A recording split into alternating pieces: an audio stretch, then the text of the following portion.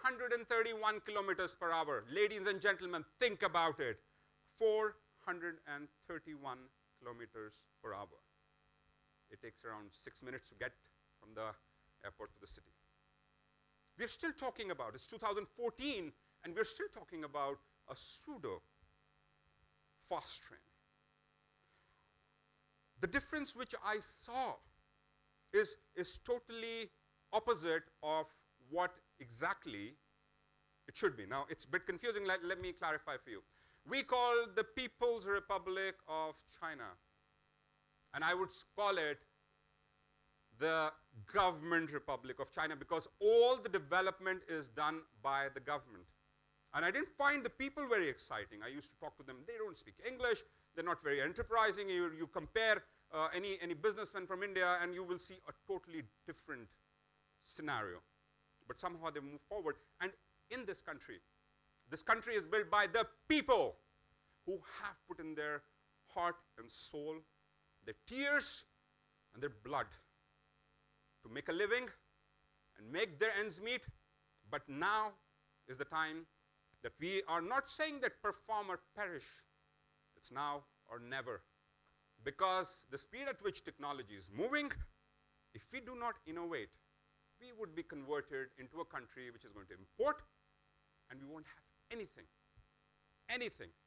just trying to do the catch-up game.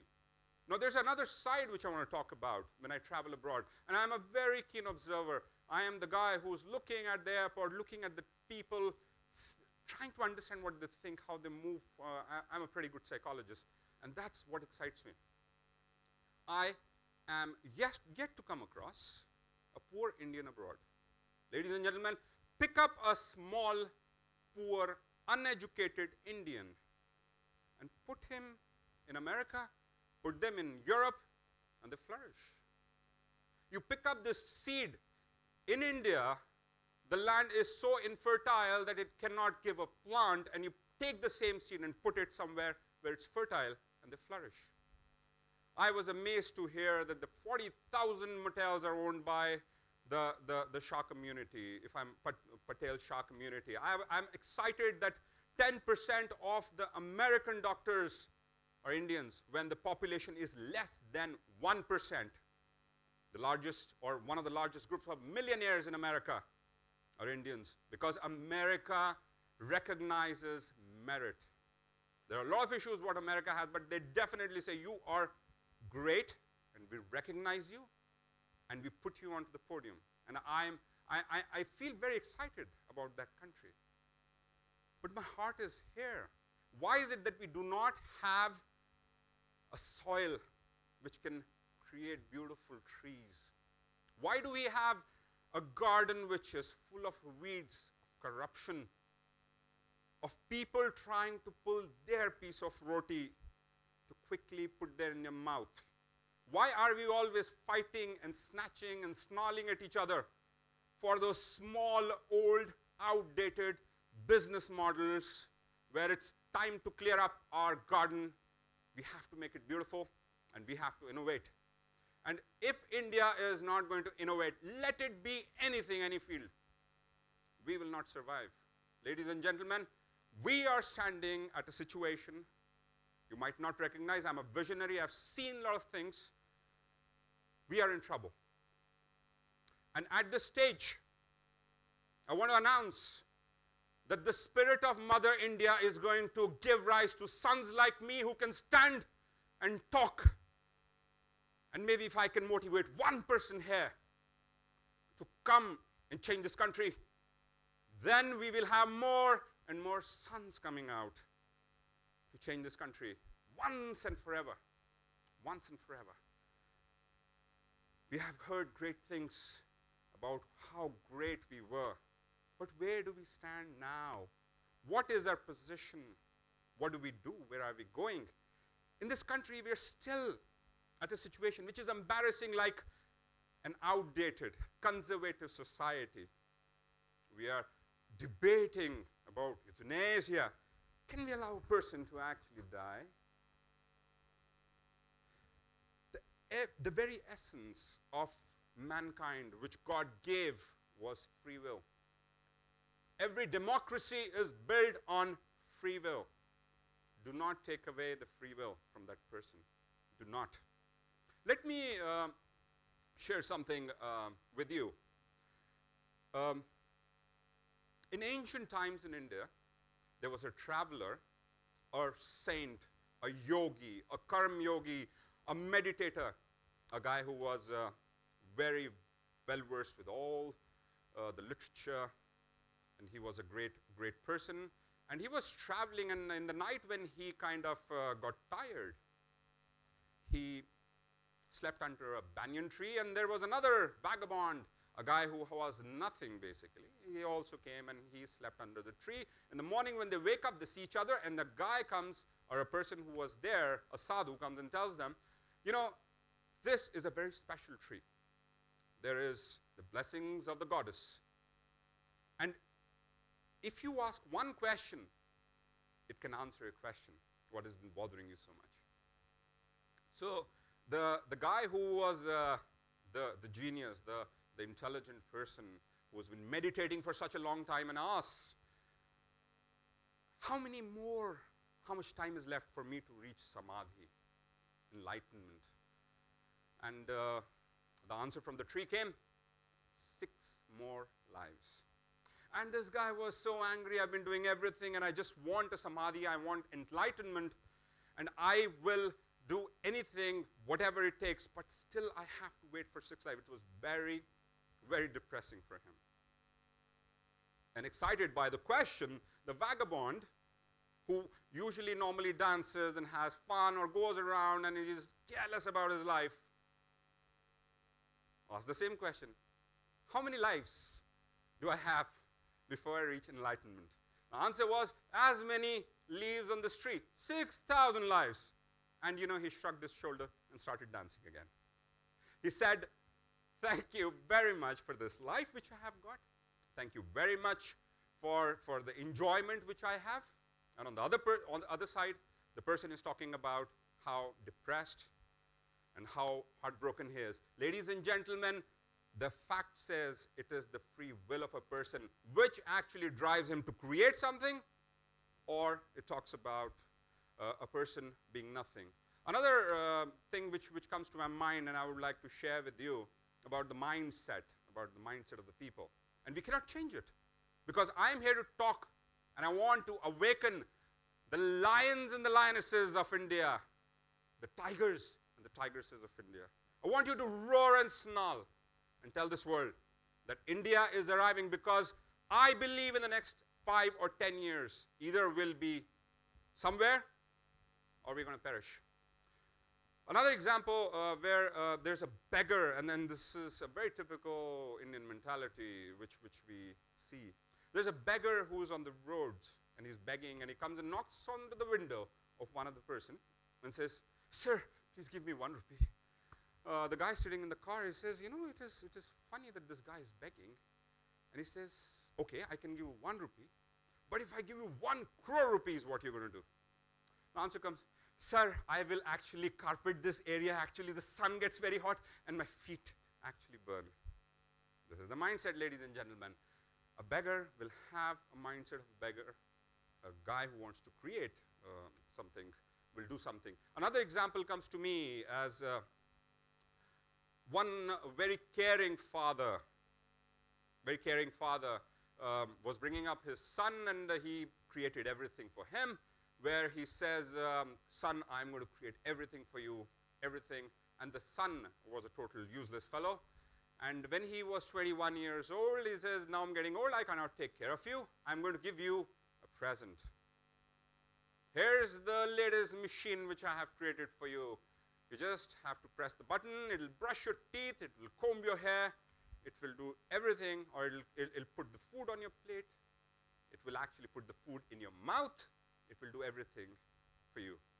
And the answer of the son was, Papa, who's going to press the button? So this is the life we can have. Either we can cry that who's going to press the button, or we're going to jump and take a leap and do something for this country. We're still in a country where we talk about the rights of humans. We are a very primitive society, ladies and gentlemen, where in Europe there are marriages of gays because that's their free will, we actually make them criminals. We have no free will in this country because if a person is committing suicide, you better die, because if you stay alive, we're going to put you in jail. Because those are the laws of this country. The laws have to change. The country has to change. And we are going to do something about it. If you talk about the previous government, I want to send this message across to Mr. Manmohan Singh. You're a great economist. You're a great Arthashastri. You did great in 1991 when, because of the license Raj, we actually took this country to bankruptcy and embarrassed in front of the whole world. And I was in Europe at that time. And I didn't know what to tell to people, basically. And then we resurrected everything. And then we started throwing small pieces. Here we're giving, promises which were never kept. But Mr. Manmohan Singh, including me, you broke 1 billion hearts. You broke 1 billion hearts. What we could have done in the last decade, we haven't done it. So we'll have to work double or triple more to actually resurrect this country, to create a country where we can definitely say that we are proud of ourselves. We have great expectations from Mr. Modi, but the things which I hear from him are not very exciting. They're continuing with Rega. That means you work or you don't work. We want to create, they want to create the people who don't want to work.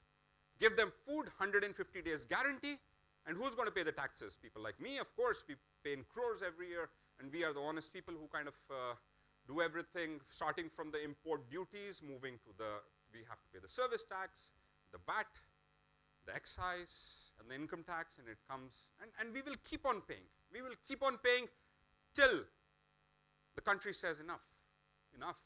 Let's make reforms. Let's create a Singapore. Let's make a Korea. For that, you have to take some brave decision. What about the scams? What are you doing about them?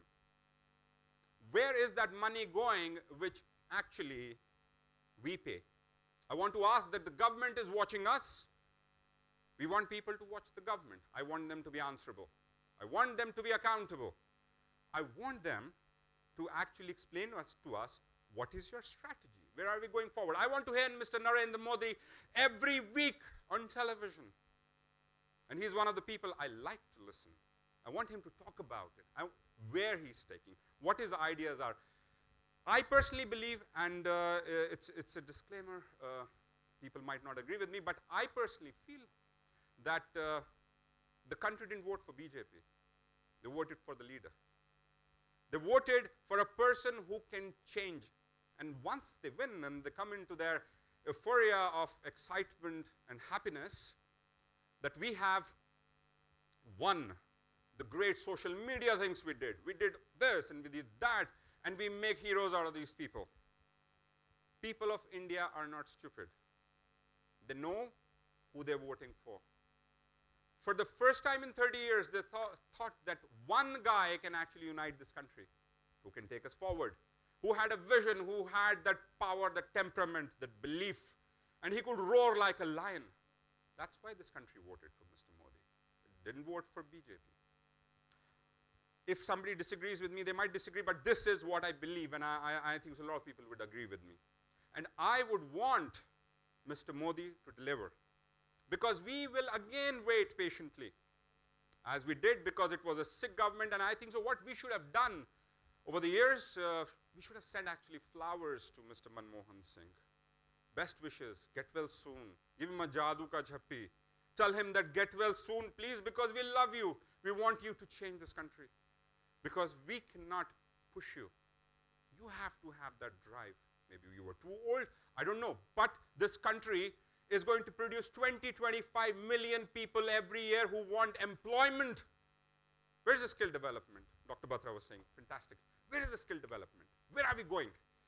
Why is it that we want that person to sit at home and those 150 days guarantee? Why are we playing these politics? What about the middle class? What about people whose heart beats for this country? Should we leave this country or stay here and fight? And guys, I refuse to leave. I left nearly 25 years back. I was there. And I saw everything, and I left because of this nonsense system in this country, and I came back again to fight for this country. Whoever leaves, I will be the last person standing here fighting till my last breath. This is my promise to you, my friends, that I might have a huge empire all over the world, which I might, but my heart stays in India because I want to build technologies, innovations from India. And we will patiently wait, Mr. Modi.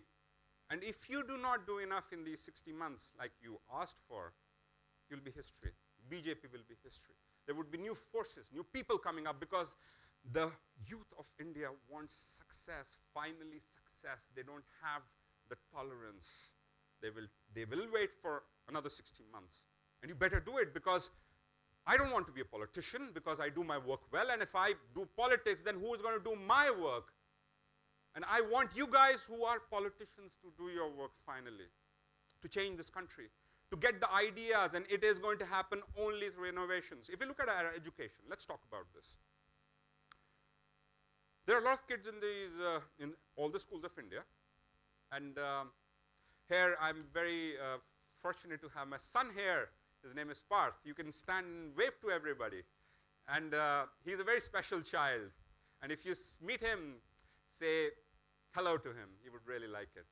And I call him a very special child. We are living in a country where the education is nonsense. Sorry to say nonsense, outdated, obsolete. And I completely agree with Dr. Batra. What you did to your son was amazing. That was path-breaking. That was innovative. The kids, there are a lot of kids in this country who had ADHD. I'm sure there was something like that.